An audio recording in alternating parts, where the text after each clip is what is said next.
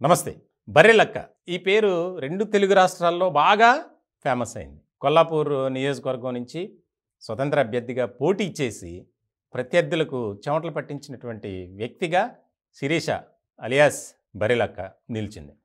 ఇటువంటి క్రమంలో చాలా కీలకమైనటువంటి వ్యాఖ్యలు చేసింది.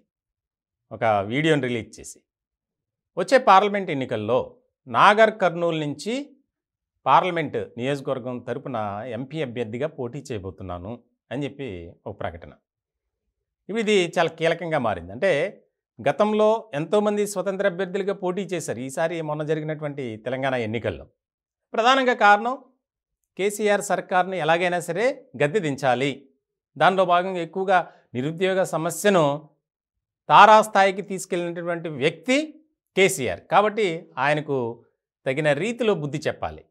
ఇటువంటి క్రమంలో చాలా కీలకంగా మారినటువంటి అంశంగా మనం ఇది చూడాలి.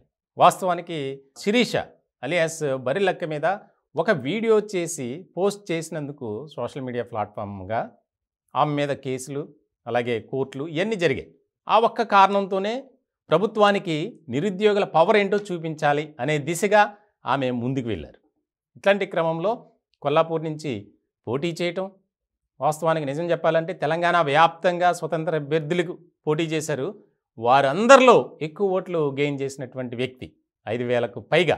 ఇట్లాంటి సందర్భంలో నాగర్ కర్నూల్ పార్లమెంటు స్థానానికి నేను పోటీ చేయబోతున్నాను అని, అంటే గెలవను అని తెలుసు, కానీ నా యొక్క ఏదైతే ప్రధానమైనటువంటి అజెండా ఉందో గత ప్రభుత్వం మాదిరిగానే కాంగ్రెస్ ప్రభుత్వం కూడా ఒకవేళ అలాంటి నిర్ణయాలు తీసుకుంటుందేమో దానికి నేను వ్యతిరేకిస్తూ నిరుద్యోగుల పాలిట నిలబడాలి, వారి సంక్షేమమే నా ధ్యేయం. కాబట్టి నేను గెలిచే వరకు పోటీ చేస్తా. అది ఏ ఎన్నికైనా కావచ్చు, ఎమ్మెల్యే, ఎంపీ, లోకల్ బాడీ ఏదైనా, ప్రతి దాంట్లో నేను పోటీలో ఉంటా.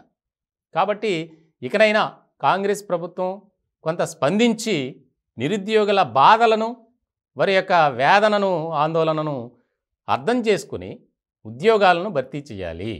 తద్వారా రాష్ట్రంలో ఉన్నటువంటి నిరుద్యోగులందరికీ సహాయం, మేలు చేసినటువంటి ప్రభుత్వంగా ఒక పేరు ప్రఖ్యాతలు సంపాదిస్తుంది రేవంత్ సర్కార్ అని ఒక మెసేజ్ ఇచ్చింది. దీనికి సంబంధించి మరి ప్రభుత్వం ఏ విధంగా తీసుకుంటుంది?